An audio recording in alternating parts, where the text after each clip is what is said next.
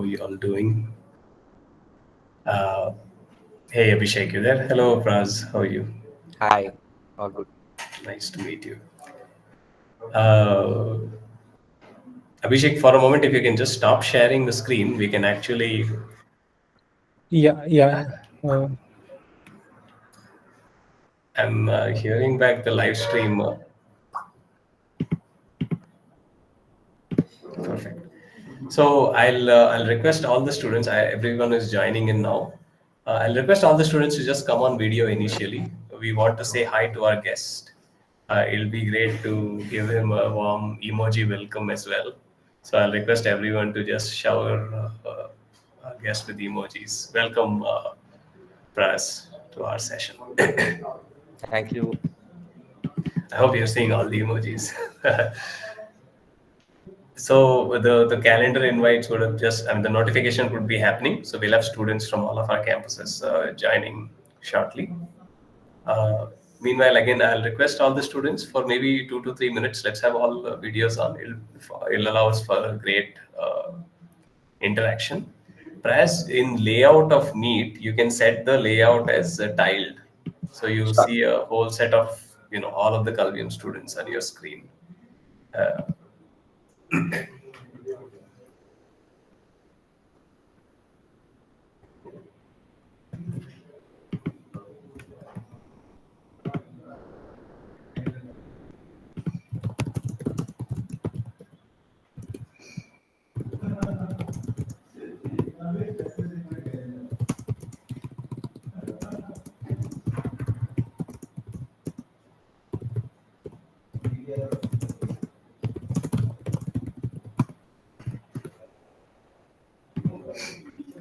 So I'll just wait for 30 seconds more before I start my introduction of Praz and this whole series itself.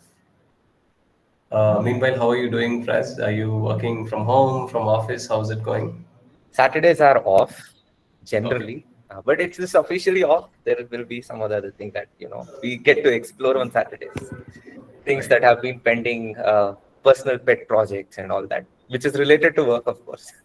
What is a personal pet project you've been working on for our students? So lately, I have been involved in the telephony of it, uh, and also transcriptions, right? So, for example, every time in a class, whatever we are an edtech company, just so that everyone knows, right? And the classes happen between 4 to 9, where now we want to see if the tutors are adhering to whatever is the course material that has been given to them, right?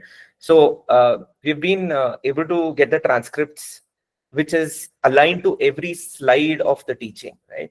Now we want to see what is the adherence across different categories.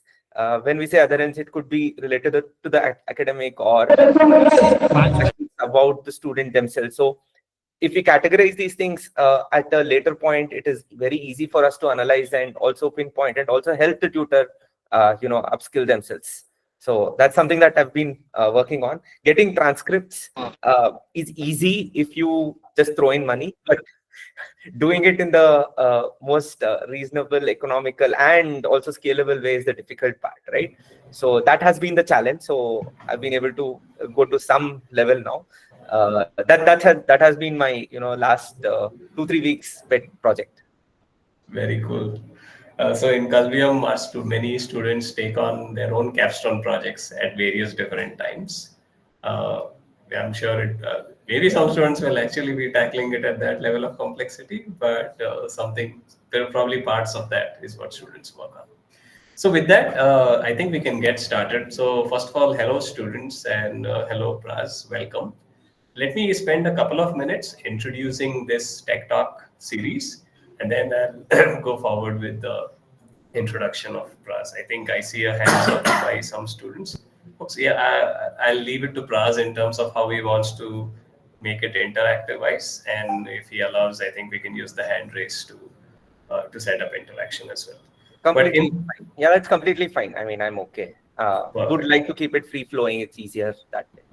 Okay, so first to introduce this series, so we've been doing various tech talks at Kalvium before, As part of this year, we looked at the landscape of what's happening in technology across industries and so forth. And one key area that's obviously standing out is generative AI and all of the things around it. And it's become more and more important for all students and essentially all early career engineers to get a better understanding of what's the, I mean, yes, we keep hearing about Gen AI, but how is it being used on the ground? What are the options before us? Uh, what is a good use? What is not so optimal use? And all of these ideas we'll only get when we have folks like Praj who are actively using these to come and share their knowledge with us. So that's the goal of Tech Talk, the AI series. The goal is broadly to have one such session every week for our students. And so look forward to more such coming up. Coming to today's session, so Praz, let me give you all a quick introduction about Praz. That's what he's called unofficially. His name is Prashant BN. In fact, I had a bit of a time finding you on LinkedIn, so maybe I'll make a post here for all students to also find you and add you on LinkedIn. So Prashant is the co-founder of Aprio. As he said, Aprio is an edtech that is focused broadly on setting up tutorship for students across the globe. I'm sure as part of his talk today, he'll tell you a bit more about it. And he's a multi-time serial entrepreneur. He's also co-founded other companies before, Wisebulb and Lido. So this is something he's done deeply. He was also leading a set of technology teams at Byju's as the assistant vice president. So he's seen engineering organizations at scale and has delivered value at that scale. An interesting couple of notes about Prashant. He used to work at Nokia as early part of his career. I don't know how many students will recognize it, but Praz was part of the Lumia phone team. So Lumia phones were the, of Android and iOS, but at one point, there was a group within Microsoft and Nokia. Nokia was later acquired by Microsoft that was focusing on delivering a third ecosystem, which was the Windows phone called Lumia. So Praz was part of that team. Maybe some questions can come to Praz about that work as well. Additionally, another interesting thing, Praz told me that prior to all of these founding experiences and right after Nokia, he in fact spent 2 years giving a shot at UPSC. That was unsuccessful in that I think you had cleared prelims but not the mains. But perhaps that is another part of your journey into becoming who you are, spending that amount of effort, and sometimes you give it 100%, but still don't get an outcome. So perhaps you can share some bit of your perspective on that with our students as well. So students, we have before us a luminary of this field. Let us make great use of this opportunity.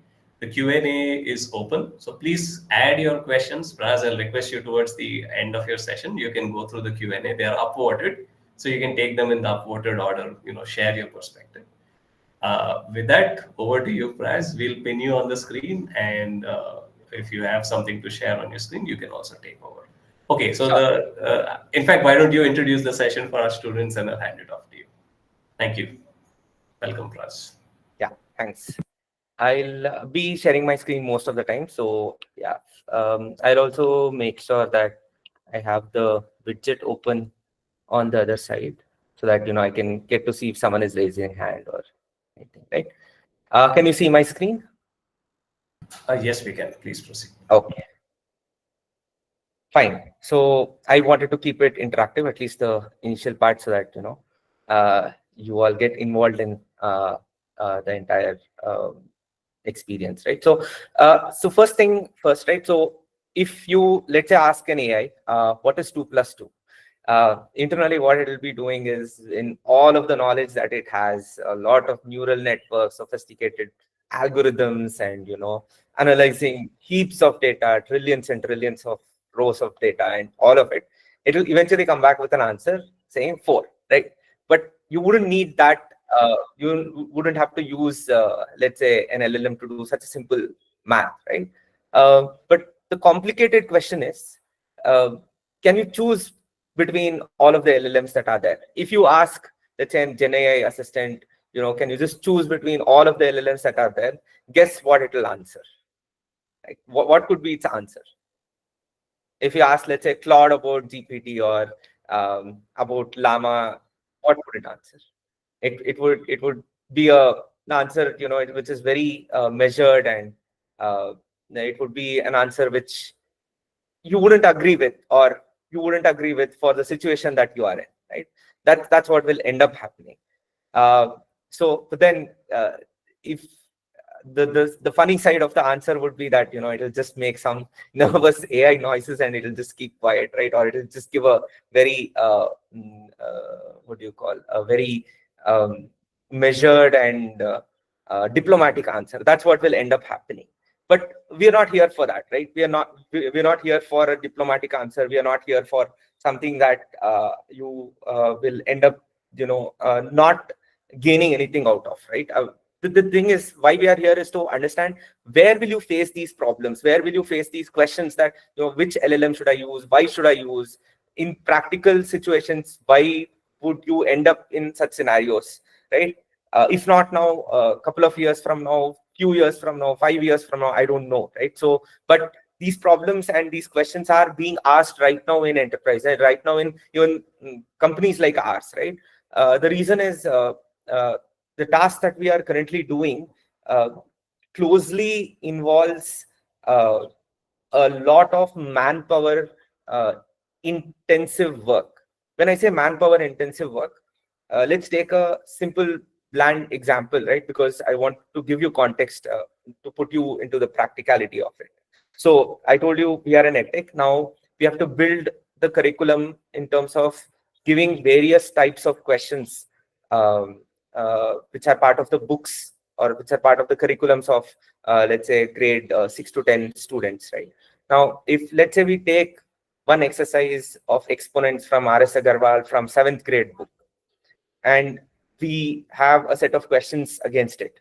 Now, if we have already figured out where does the student lag in, right? Which topic does the student lag in? We have to give practice questions so that the student improves after that. Now, if you have to generate practice questions, it's basically a resource intensive, right? Someone has to sit and change the variables of the question, then the variables of the solution, and make sure that everything is fine. In our company, we felt that this will just take a lot of people, like a 50 people team, which will have to keep on generating multiple questions. So we said that let's just use Gen AI for it, and we just implemented, right? The click of a button, it just generates variations of the questions and the answers, and you're done with it. This is the simplest of the problems, right? I'll get to the complicated problems once we deep dive down. But what I'm trying to say is that these kind of questions are becoming the norm in our day-to-day work, right? Which is why when you are entering this talk, you should be already aware of these things and tried out these, the solutions for some of these problems, so that you are prepared for it, right? You wouldn't be kind of blindsided when you are faced with such challenges. And in fact, I'm sure that interviews nowadays also touch upon these concepts of how will you solve this problem. And there is never a wrong thing about talking about how you will utilize Gen AI, but you can do that only if you have practically used it and made use of it in your projects or for someone else that you're working for, right? So that's why I wanted to give practical implications of whatever we are deciding between big tech versus open source LLMs, right? That's why I touched upon it. Now let's move on, right? So I just wanted to check, like, how many of you are using open source LLMs or have worked with open source or closed source or hybrid? When I say closed source, it means GPT, not the GPT interface where you type questions and it answers. I'm asking about using actual APIs and deriving answers. Just if you can put it in chat that open source or closed source, I'll just get a sense. I just want to get a sense of how many are using what.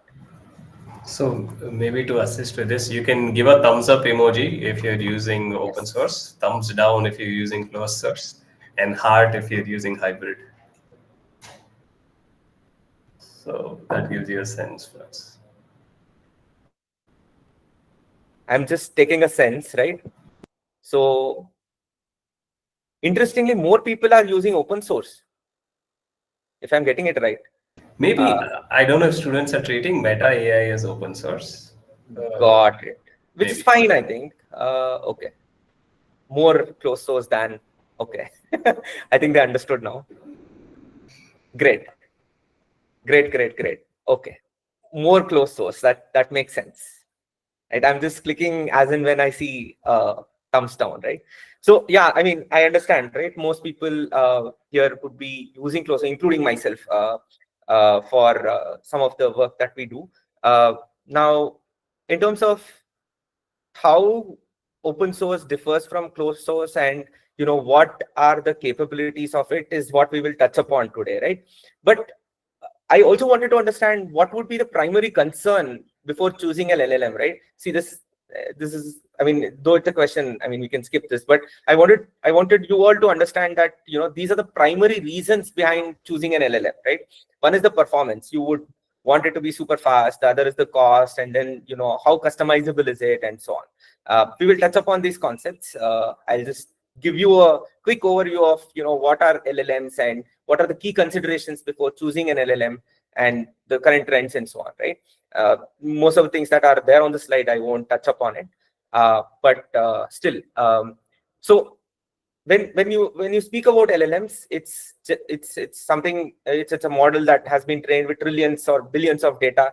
Different models have different parameter sizes, and different training sets, and different sizes of data that it would have been trained with, and so on, right? Not getting into the technicalities of it, but still it is important to understand what is the training set that the base model has been trained on. The reasons will become apparent when you have actually used it for a particular use case, right? That's one aspect of it. The other aspect is the cost and performance. Like, kind of both of them kind of go hand in hand. I'll explain why. In terms of cost, right? If you're looking at a closed source LLM, be it your OpenAI or Anthropic or Gemini, right? Cost wise, you wouldn't feel that they're too costly at the beginning, right? But when you actually hit the scale, the cost parameters change, and you would want to have a stab at the open source LLMs. Now, if you look at the entire ecosystem right now, 3-4 large players are there, right? OpenAI we all use, Anthropic is there, which is Claude. Then Google is there, which is Gemini. Those are cloud APIs. I've just grouped them under cloud APIs because you wouldn't actually get their models to yourself, so that you can train on it. Though they open up the training part again via APIs, right? The second part is the open source Llama, Mistral, Gemma, and other models, which you could actually play with the model yourself, and you could download that model and change the way that the entire parameters are structured, so that you can train with a specific data set. Fine-tuned solutions include both closed source, open source. Hybrid approaches, you would want to use some parts of the open source for your use case, and then for some parts of your use case could use open source, and some parts could simply use the closed source ones, right?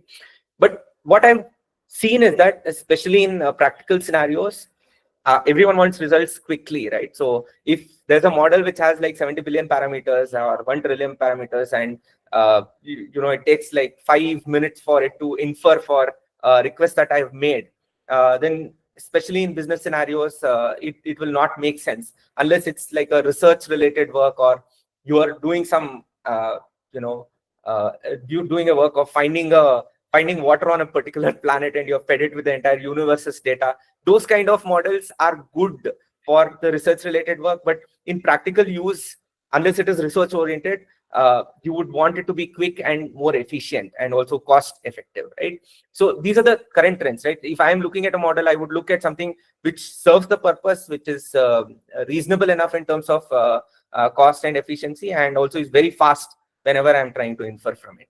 So this is the landscape that we are in right now, right? If you look at all of the models.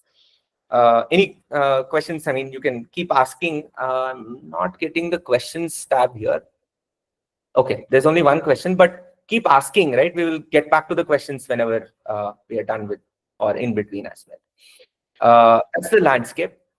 Now let's move on to the features, right? Now here I want to actually practically run a couple of models of both open source and let's say one model of a closed source, and exactly help you understand, like, why do we say, for this particular use case, a closed source would be better than an open source, or so on, right? So let's take one example of an open source model, which is Mistral 7B versus, let's say, a Claude API, right? I mean, typically you would write a code for Mistral 7B in this manner, where you would ask, let's say, a question like, what are the benefits of exercise? Simple text-based question, a Gen AI model will answer. You take a Llama, Mistral, any of these, simple models, and they will give an answer like this, right? Very brief, and unless you are expecting it to answer, you can increase the number of parameters, and it will give an answer like this.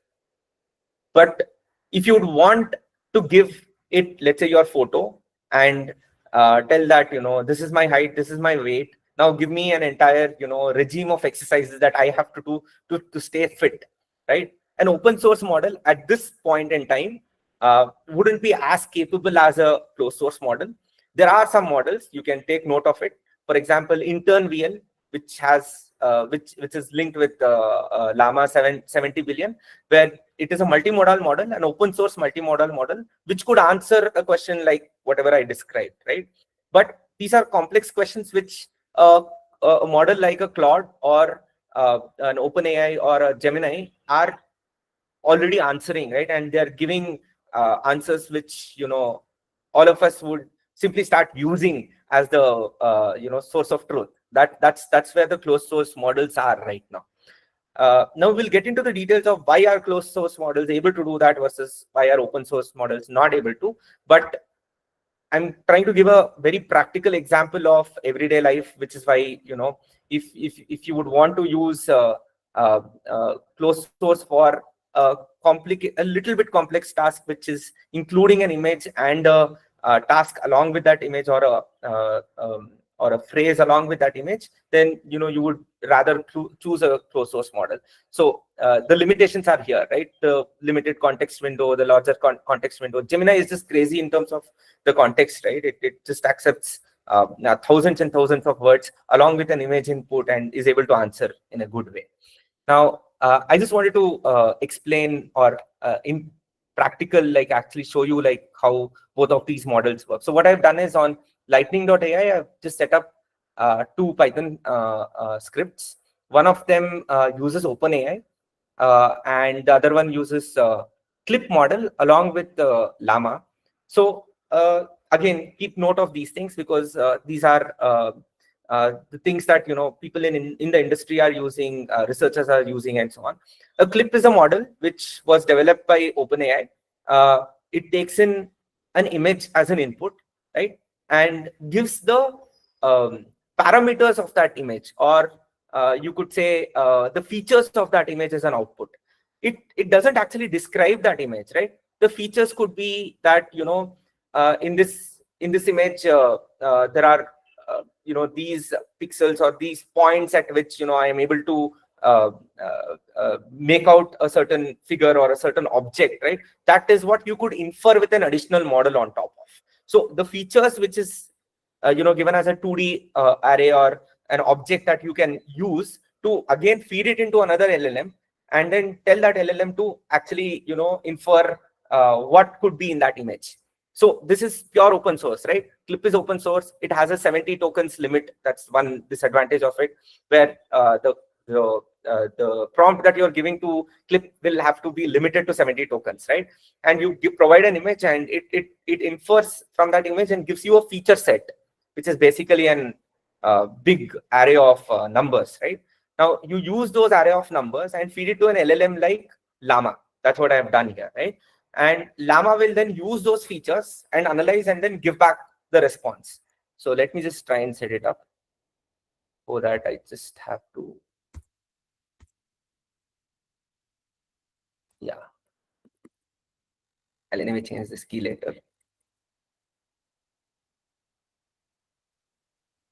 So I'll run this open source model right now. So if you see here, I'm using Hugging Face's OpenAI Clip model, and then I'm combining it with Llama, and I'm giving categories over here that the image could be a person, or a photo of an object, or a scene, and so on. And finally, the actual prompt that I'm going to give, that I'll give it on the front end, right? Just use Gradio for this. I'll give you the access to these codes if you want to play with it later. I'll just put it on GitHub and share it with you so that you can use it.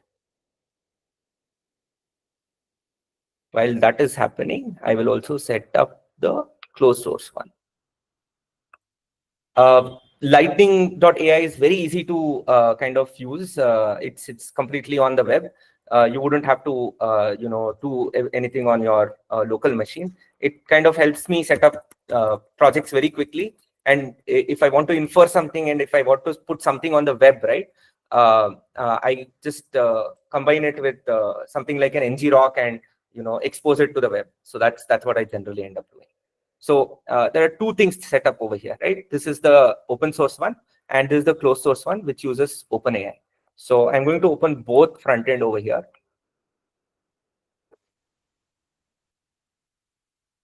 So this is the clip plus Llama 2, where I am going to give a dog image. Right? I've just sourced it from the net.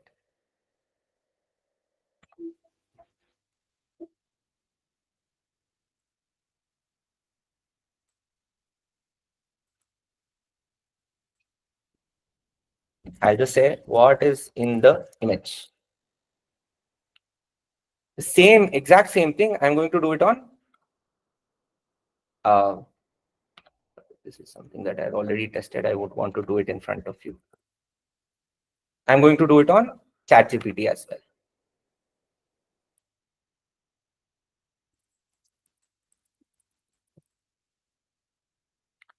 So while the Llama is working, you see the amount of time it will take for inference, right? The processing time is mentioned here. So this is clip plus Llama 2. It has taken more than 34 seconds, no inference yet. While ChatGPT 4.0 has already inferred, saying that the main subject is a Cavalier King Charles. So it gives the visual details, the context and the setting, where the dog is, the technical aspects of the image, and so on, and the full interpretation of the entire image, right? And this is the clip analysis, right? So the first clip has extracted the features of the image and passed it on to LLM. LLM says, which is in this case it is Llama. It says that clip identifies a photo of an object, right? So what I'm trying to let you all know here is that, just one second, my widget went away, but that's okay. I'll continue like that. What the LLM is trying to say here is that it has identified an object, but for it to identify the object as a dog, right, you would have to end up training with a lot of dog images to both the clip and then to the LLM. First, to clip, you will have to say that whatever is the photo of an object that you have identified here with 22% confidence, if its confidence has to increase to help it to understand this is a photo of a dog, then you have to give a lot more dog images with the same features being extracted and train it with the same inference data that you expect it to come. And after that, on top of it, you would have to train a Llama model to give all of these features that you extracted out of clip, right? And train it saying that there is a picture of a dog, it is sitting in a garden, there are flowers next to it, and so on. So the amount of training that you would need for, let's say, an open source model in order to just infer a simple image like this is going to be huge efforts, right?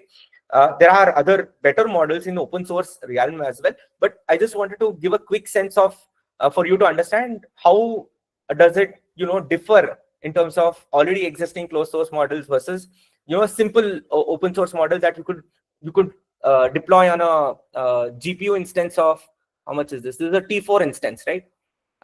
One into T4 GPU instance. Its capability is limited to only this, right?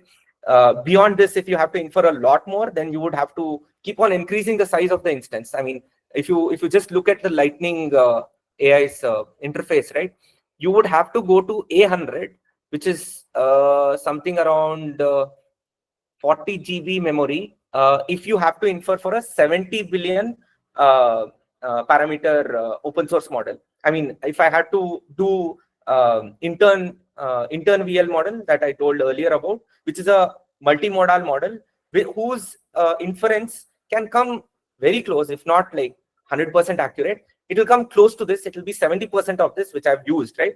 But it will require a lot of GPUs and a lot of cost in terms of inferring. So keep that in mind, right? Because this is what is going to help you in deciding, when to go for open source versus when to go for, closed source model. I've practically faced the scenario of, me having to infer from a multimodal situation where I have to give an image and the instruction, and I have to get the inference out of it. But this is a very specific use case of training with handwritten notes and so on. So had to decide between multiple open source versus closed source models. Thankfully, for right now, Gemini and OpenAI have actually launched trainability for multimodal models. It wasn't there a month ago. It wasn't there. Gemini wasn't allowing you to train with the image, right? But now they've opened it up, so that's good news for us. But in terms of cost, that has a different bearing altogether. I will share both of these codes, right? Both the Python file, which includes the BigTech, and the open source one.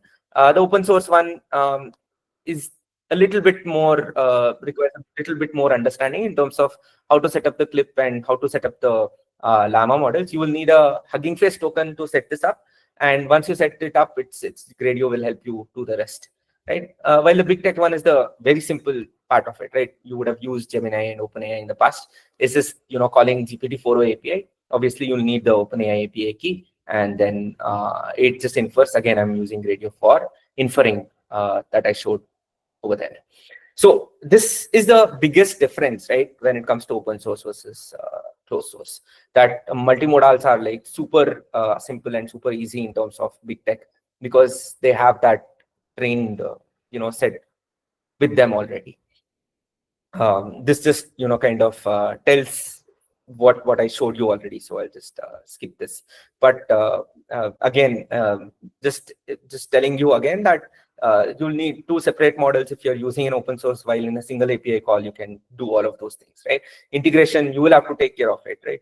From Clip, you will have to take the features and then pass it on. All of this is like high maintenance, right? Compute, meaning I showed you the GPUs that would be needed for this. Deployment process also very, very complicated. Right now, I've done it on Lightning. What if you want to set up a process where the GPU gets updated as soon as your code goes in? All of these things, along with trainability and the trained model gets updated. All of this is a little complicated compared to a closed source one. That's the comparison over here. While the technical skills that you would need for setting up a closed source model is simple understanding of how REST APIs work, how rate limiting and error handling, all of these things which you already would have learned, right? It's as straightforward as that. While here you would have to do a lot more. I mean, you would be well versed. You would have to be well versed with TensorFlow or a PyTorch or any of the.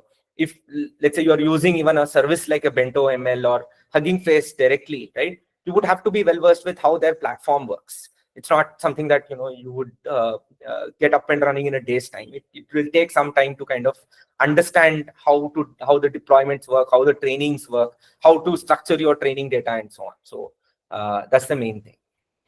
In terms of specifically the costs, right? Because I know that it might be a little early for you guys to kind of get into the cost aspect of it, but it is definitely an edge that you guys will have compared to others, which is why I wanted to put this slide as well. I was thinking whether cost makes sense, because you guys are all tech folks, and costs would be something that is business related, right? But when you're having a talk with a business person in terms of using a certain model, right, costs inherently come into picture, because right now, if you look at all of the models, they are going to get commoditized at some point in time, meaning everything is trying to lower their costs. Everything is trying to increase the speed at which they are giving us the services and so on. So between this versus that, like, how do you choose, right? So I'll give you a simple formula, or like kind of a train of thought that you can use. So for example, let's say you go for an open source model, like how we looked at Clip plus, you could say Llama. You would have to spend about 80,000 per month on setting up and keeping it alive, right, on a certain server. While the same kind of number of requests that you would have to do, if you're using a closed source model, it will cost you somewhere around 40,000. Now it's half, right? The closed source model costs you half. But then what happens is that, let's say your scale doubles in a month. You used a model, your company did well, and you were able to quickly market your product, and suddenly a lot of people started using it. Second month, the usage of your product doubled. It simply doubled, right? Which means that in a closed source model, you will simply end up spending double. There are some discounts that the closed source models give, and also if you speak to their enterprise sales, the cost will come down a little bit, but it's not crazily going to come down, right?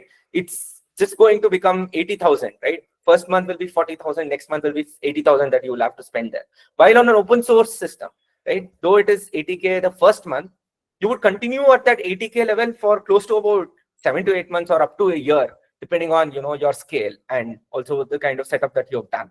So that's the train of thought if you're thinking about which model to use and why you should use it.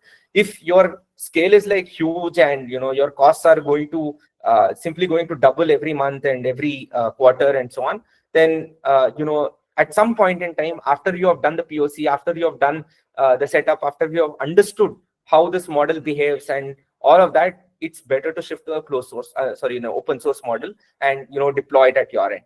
But more than anything, I mean, nowadays, because all of the closed source models are getting commoditized, we tend to kind of continue to use it for a longer period of time. I've seen that happen as well. So if your use case is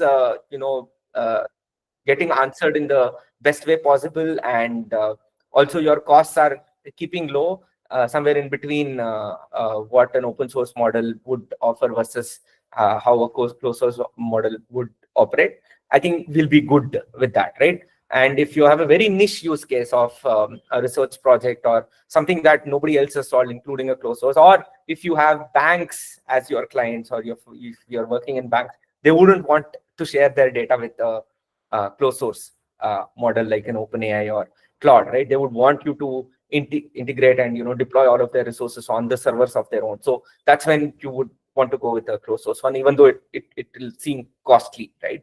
So if you speak to any of the NBFCs or banks, they are completely no to closed source model.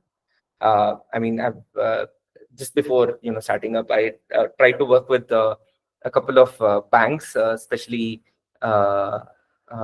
who are into the insurance and other domains. Their customers' data going outside of their network is a strict no. So in those scenarios, it's impossible for us to convince them to use a closed source model, no matter what, right? So there are a lot of laws that forbid them from sharing any of this information. So which is why an open source would do well in those cases. But practically, I mean, if you are looking at what exactly these models will end up giving at the end of the day for each of your use case, I actually prepared a kind of a data set, right? I'm going to make this, I mean, it's already available on my GitHub. You can look at this entire PPT, download, and then use this on your own. But what I did was took all of the data that is openly available, added a few more parameters to it to kind of give you a sense of how the models are and how it will help choose for a certain use case. Let's take an example of language, right? So the best model out there, this is just a 1.5 to 2 months old, so things might be changing, but it will give you a sense of how to choose a model, right? If you take language as one of the things that you're looking for, let's say a written or let's say a content management system that you want to build, right? Then these are the models that are out there. This includes all of the models. If you simply say open source, then Meta comes here, and Meta's language ability score is 49.9, right? While if you look at the best model out there, which is Claude, is 56.9. Now, your use case might be related to language, related to mathematics, or you're just simply looking at something that performs well in all of these areas, right? if you're doing that, then this course will help you kind of determine which model to choose. So for me, my use case was specifically around mathematics, data analysis, and language and instruction following. So I had to kind of look at a global score, and I had to look at both closed source and open source, and I had to look at something between 10 billion and 100 billion parameters, because I don't want to kind of put a model which costs a lot in terms of putting it in my system and then having to maintain that, right? So that's what helped me kind of decide at the end of the day, right? In terms of how many parameters is needed. So for example, for my use case, I had to look at what model will help analyze a handwritten answer of a student, and compare it with the actual answer, and finally determine if the student has written that answer correctly or not, right? It's a multimodal model that I would need. So the simple explanation is that I need something multimodal. I need something that is less than 20 billion or 30 billion parameters if possible, and something that I can train with. But fortunately for me, Gemini launched a trainable data set, trainable model, and also OpenAI also launched a trainable model. So right now I'm in a phase where I'm trying to use that only to train rather than looking at an open source one. But in turn, we came very close, just to kind of explain like what happened in my particular use case. But this is what I would suggest you all to go with, right?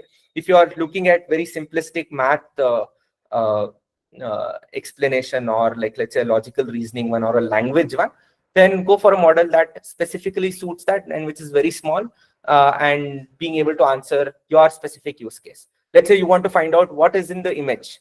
That's a very specific use case. You wouldn't need a ChatGPT for that, right? There are good models which are able to follow instruction in terms of looking at a particular object within an image and then tell you that what that object is. And Gemma does very well. PalyGemma does very well in that, right? PalyGemma is a model that is developed by Google, and it has a less number of parameters, which is 9 billion, right? And you can simply host it on a T4 instance of a GPU instance, and then just train the data with it to identify the object. It will specifically tell what is in that particular picture.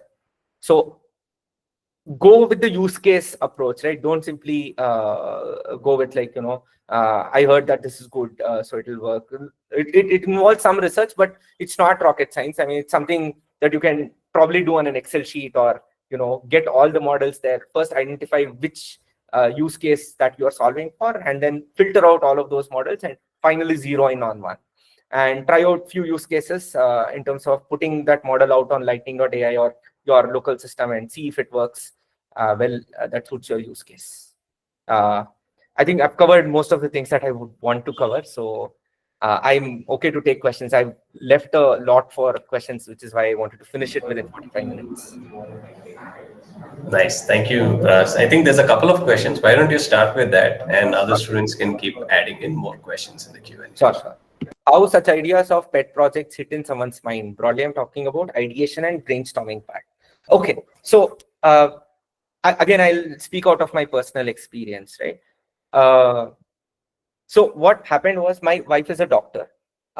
Just before I started off Aprio, I was kind of trying to figure out what is the real world problems that I could solve, and I also wanted to get a deep dive of, because LLMs was the thing back then, right? I mean, it just started, and I wanted to understand and also use it myself. So she gets a lot of messages from friends, relatives, and so on, asking her about medical help, right? So anything, if someone has a certain pain, they will say that I have this, so what should I do, which tablet should I take, and so on, right? So I was like, and she kind of fails to reply to it immediately, and she feels bad about it, that I missed this message, it took like 4 or 5 hours to reply and all of it. So I was wondering like how can we solve this problem, right? So I thought, let me see if Gemini can help here, right? So what I thought was that for that, if I can build a WhatsApp bot, which is a personal bot that I could have and she could have, where someone who's a relative has that particular bot, which they know is going to be my wife's bot, and ask a question to it. what it will do is it'll basically read it would have had the history of whatever she has chatted with a lot of people, because she can actually export her WhatsApp history, and we train, or we kind of fine tune our model to learn out of how she answers these questions. And for a new question that is coming in, it took from that fine tuned data set and was able to provide a response to my wife saying that, you've got a message from this number. This is the suggested message for you, right? Do you want to accept it? If she accepts it, that goes as the message, or she can edit it to change that message, and the model learns out of it. I mean, this is real life use case, which I simply wanted to try because, I wanted to learn how GenAI works and how LLMs work. So it's in your everyday life. What I'm trying to say is that, right, that you pick a problem that you feel that, is going to, is a problem worth solving, and you will find something, to work on as a pet project. Be it in, once you start working, it will be in your company or even in your personal life that you want to pick up as a project. You can pick it up and you can put it as in your resume, and people will be impressed by that. Not because, the problem or the solution that you came up with is very impressive. It's only because, you try to solve that problem and try to learn something new out of it. That's the only thing. I hope that's all. That answers whatever you asked there. Then the second question is, can these models like Llama, Mistral 7B, can they be really called open source, since the data set and training pipeline are not open source? Then these models are not actually open source. So yeah, I mean, these models have not been developed by companies who are inherently open source, but the models have been made available to us in terms of us being able to train it in the way we want, right? I know the training data set and all of this is not exposed to us, but the fact that to run these models, you wouldn't need to connect to internet. That itself is a big deal, right? I spoke about the real life, example of how banks do not allow their data to be actually going out. These models are a big, use in such scenarios, right? Though, I mean, yeah, I mean, in technical sense, you may not want to call them, but then you having, being able to run them locally itself is, good enough reason to call it a good open source model. Yeah, Anil. Indeed, if you'll allow me, Pras, I'll also add on one bit here, which is there is one reason why to many the data set does not appear open source, because broadly a data set is a huge ass file with so many numbers in it. It is not human parsable, essentially. And hence it starts to feel like you're just putting a dump of a binary or a set of numbers out there. Yes, you're putting it under an open source license, but can it really be open source? Because how do I recreate it is the question. So here, there's 2 pointers. First is, all of these typically are released with research papers, and you can literally write down the code from the research paper. So while whatever the internal code was perhaps for Llama is not out there, people just implemented the Ollama stack by reading the paper and implementing it from scratch, and it works. Right, so because that is the code that's then taking this binary blob and is able to fine tune it, make additional modifications, etc. So in that sense, the whole flow is open source. There's a specific reason. I don't think many companies are. They don't really worry too much about. They wouldn't want to worry about open sourcing even the data set if needed. It's really copyright that's coming into play, because the data set is essentially a collection, very large collection of it's pirated every single book, every single paper, every single written thing that's out there, right? And it becomes very hard for a commercial entity to put out something, because I mean, they'll be sued the next day by pretty much everyone who's there. That said, even there, if if you Google around a bit, you can actually find the data set. There's names for that data sets. They're terabytes in size, the text-only data set. You can actually download that, use the open source code of training, and you'll end up roughly with a from scratch model like Llama. I just wanted to add that for our students. Yeah, I think you can take up the next question. Yeah. How to find which model is specific for task? Take examples of problem and how to tackle how to choose the LLM model, both open and closed ones. So it's basically use case driven, right? I mean, like I explained, my use case involved multimodal inference, and at that point in time there were no trainable models that were available, which were closed source, which is why I had to kind of, do POCs on all of the open source models, which is how, I learned about all of these open source models in the end, right?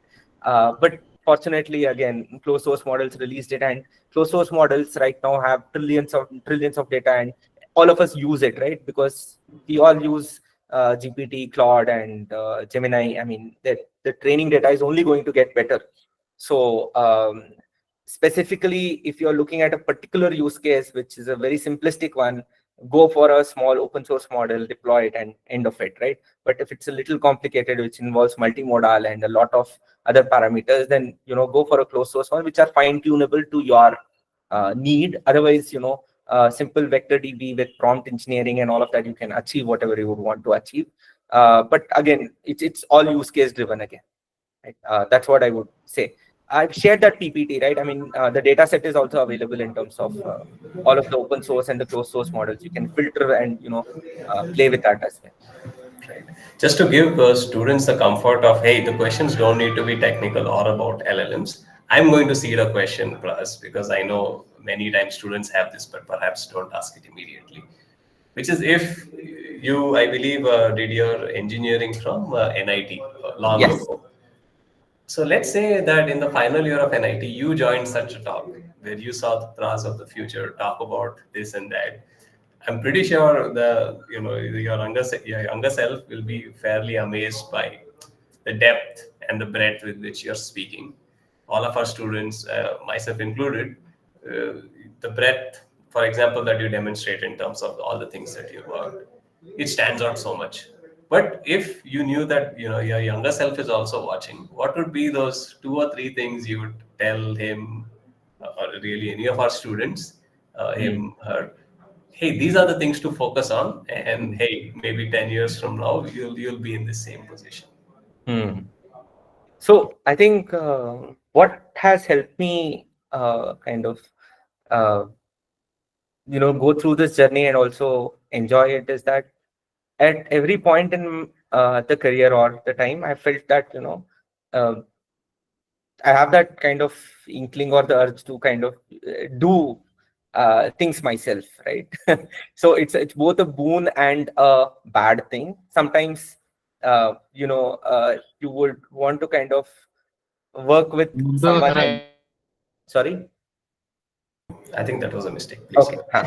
Sometimes it's better to kind of let go of certain things, right? Because you might feel that this is not something that you should be doing at this point in your career. I mean, let me just be honest about certain things, right? So, for example, I still find it very satisfying to do something like a small visual change in the application that we have built as a team, right?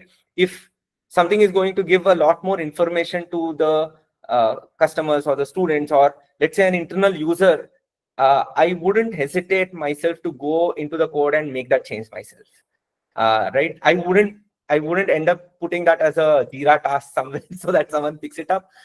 So for me, what gives the most satisfaction is having the ability myself to go and do that change. If I see something off, or if I see something that can be improved, that's what has kind of helped me. And at certain points, yes, I did think that should I be doing this? But if I have to go back and tell myself, let's say 10-15 years ago, I would tell that don't even hesitate, go make that change yourself, or go do whatever you feel that is the right thing to do. Don't wait for someone else to make that change. Don't feel that at whatever whatever role you could be in, right? So for example, I was leading the product team back when I was in Byju's, but I would still want to code myself, right? So I would hesitate, thinking that no, probably I should stop doing this now, right? I've moved on to a different role. But then I realized that no, I shouldn't even be thinking about it. I'm just telling you the dilemmas that I face, so that because your question was very pointed, that I would go back and tell myself that don't even hesitate about it. What you are doing, just continue to do it, because I've realized that those are the learnings that I will keep with me forever, right? If I had hesitated, if I don't go in and do that, then those don't become learnings. those just become missed opportunities, nothing else. And a follow-up question, maybe along the same lines. You spent 2 years, a significant amount of time where you stopped working Yes. to give UPSC a shot. We all know about UPSC. But that specific goal of, cracking UPSC, so to speak, was unsuccessful. Yes. How do you look back at those 2 years, and what do you take away from? Yeah. So I'll tell you where the spark started, right? Why I specifically wanted to, get into UPSC. This again comes back to the technical aspect of things. So when I was in my final year, in fact, third year of my college and NIT, I saw on papers that, people who are in 11th, 12th standard, right? Specifically someone who's not able to get an engineering seat, because we used to call it CET and AIEEE back then. Common entrance test in the state exams and AIEEE for getting into NITs, and then JEE was separate for getting into IITs. So all of these counseling back then was and even today is a very grueling process, right? And students used to take a lot of stress in terms of, taking the wrong moves, right? The wrong steps. I used to read reports of people feeling that they won't get into an engineering college and committing suicides and so on, right? And that kind of, thought came to me that what if there is a counseling process which is indicative, right? Indicative counseling is the thing of the present, right? It's already there. Back then it wasn't there when I was in my third year of engineering. So what I did was I did an indicative counseling portal. Developed it from scratch. Back then jQuery was the thing. PHP and jQuery was the thing. Developed the entire portal. Somehow made it to the the chief PR officer of PU board of Karnataka. Went into his office and then actually showed the project. Tried to show the project to him. He had he didn't even bat an eyelid. He didn't even want to look at the code or let's say the portal. He didn't want to look at the laptop. The efforts that we actually took to actually get there, me and one of my friends, right, kind of felt in vain, right? It was basically a work of 6 months, not my college project, right? It was a project that I had to do. And then a year or two later, I saw that, they gave the same project to someone like a TCS, and then, they created a counseling portal. My intention there was that at that point, I realized that you have to be somewhere in that position of power if you have to take the right decisions for the students and so on, right? So I felt that, if I take this journey, probably I can reach to a position where, these decisions, which are again tech driven, where you can use tech, as a solution, can be taken, and which will make the lives of people better. That was the sole purpose of why I went into that journey, right? And I kind of had a notion that was set in my mind that I will give it all in, right? For 2 years, I will prepare, study, and if I feel that after 2 years, in fact, after I gave my mains exam for the second year, I came back to Bangalore and I started interning at a company. I knew that whatever happens, I will continue this intern job, or I will just move on to become a software engineer. If I get through, I will just quit and then go back, right, for the preparation of the interview. So what I meant was that it's not that I stayed there and then I continue to prepare for another year. What I thought was I just come back. I knew that this is it. I have given my 100%. So let me get back to what I was already doing, which was software engineering. And after that, I had a thought of if I'm not able to do this, then the impact can be again translated into in a different way by actually opening a company and doing something in a bigger way, which is why I wanted to understand how startups works, which is why I joined BabaJob after that, right after my journey in the UPSC. So it was kind of, before I went into that journey, I kind of knew that this is the path I would take, either one way, this way, if it works, or else I had the other path set in my mind. Nice. Thank you, Pras. I think there's a couple more questions. Perhaps you can take those. And I think with that, we can close. We also want to be mindful of your time. So perhaps these last two questions and then we can close. Isn't coding DSA problem solving a frustrating journey initially as a beginner coder when you make little, but didn't work out? Again, how Google and these things, but it takes a lot of time. How to become much patience and then learning phase. Okay, so This is again my view. Not everyone would agree with me. So let me explain, right?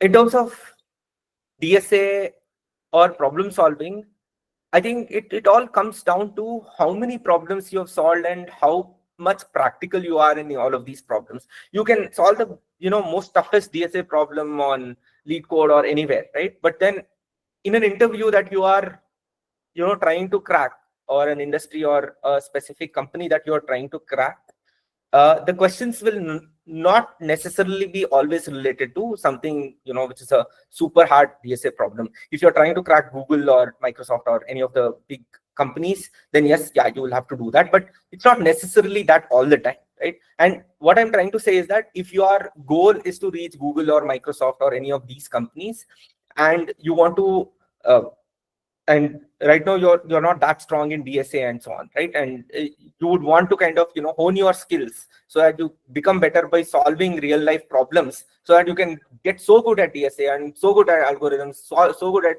problem solving.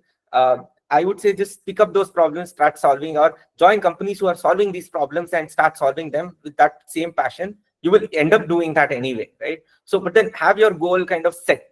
Where do you want to be? What do you want to do? And it's all of these are just you'll just be able to solve these on the go. It's not something that there's a definite answer to questions which are related to how do I solve hard DSA problems. It only happens when you are solving them day in and day out, right?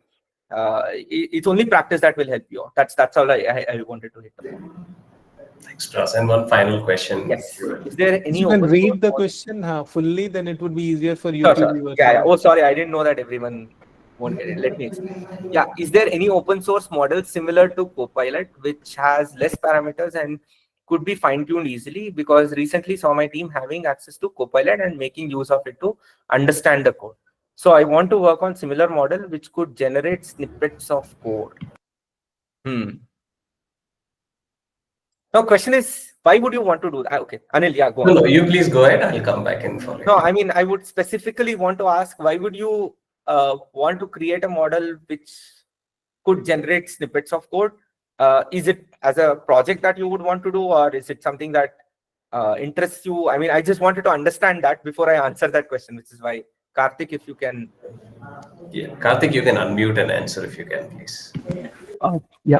Thank you, Pras. And yeah, it was just a passion for learning how fine tuning or LLMs basically work. And also it was a small project given by the team telling to research about the parameters that is taken into making such LLM basically. Understood. See, I would suggest go with something like a Gemini Flash or Gemini 8p. Though it's not something that is super good in code, like Anthropic is the best in code. But for your use case, I think Gemini will suit. On that note, the reason I raised my hand is we've been, Kalvim as an organization, we've been working with GitHub to figure out how to get the student access for everyone. So we are in the late stages of that on those discussions. So I'd just like to inform students that some updates will come there as well, so that we can actually enable Copilot or similar access widely. So just, I guess, await that. Got it. Okay. Nice. Okay. So with that, I think we can close out on this, the questions. First of all, Pras, thank you so much for taking the time and joining us for this session. In fact, there was one surprise call out that I worked with Pras for all of our students, which is if you would like, so we want to start a culture of if students can meet specific goals, some aspirational goals set by our industry Tech Talk participants or speakers, then they'll get a chance at some personal mentorship by them. So Pras, what challenge would you like to place before our students? And for any students who meet that challenge, they would get a personal one-on-one time with you. Right. I'll be selfish on this. I will tell about a problem that I am currently looking at, which is why, I'll just try and see if, I can get something out of it, which is why I'm saying that I'm going to be selfish. So one problem that we're looking at is how to solve the problem of video streaming and audio streaming. Basically, the call that we are on right now is basically a streaming service that, you know, Google Meet offers, right? Where, you know, you're able to see me, you're able to hear me, and so on. And we are all here and we are able to talk, and there's no disruption as such. I'm able to share my screen. You're able to ask questions. Exactly this, right? A replica of this is what, you know, I'm looking for, but not at a POC scale, right? I want it to be something that could work at scale, something I could plug and play with, and something that has all of the analytics built in. There are open source projects that are available. If someone has already worked on this as their pet project, or someone who's really interested in doing this and, you know, is able to pull something off without having to spend too much time and too much efforts into it, then I would be happy to have a chat with them. Perfect. Okay, thank you for that student challenge, Pras. It's open to students. Let's see who are the students who take it up. With that, let's close out this session. Thank you so much, Pras. I appreciate you again taking the time. Students, just a warm emoji claps. Welcome to thank Pras, and goodbye. I'm going to paste Pras's LinkedIn link. I would invite, and I hope you don't mind me on your behalf doing this. Yeah. I will invite students to connect with Pras and send him a public thank you note. Pras has taken time out of busy schedule to be with you. So I'm sure you would enjoy whatever you found useful about this session. A LinkedIn post where you add him in and also tag him will go a long way in showing our appreciation a bit publicly as well, our value of gratitude. Thank you so much, Pras. Bye. Thanks so much, Sanil. Thanks, everyone. Thanks, Abhishek. Bye-bye. Bye.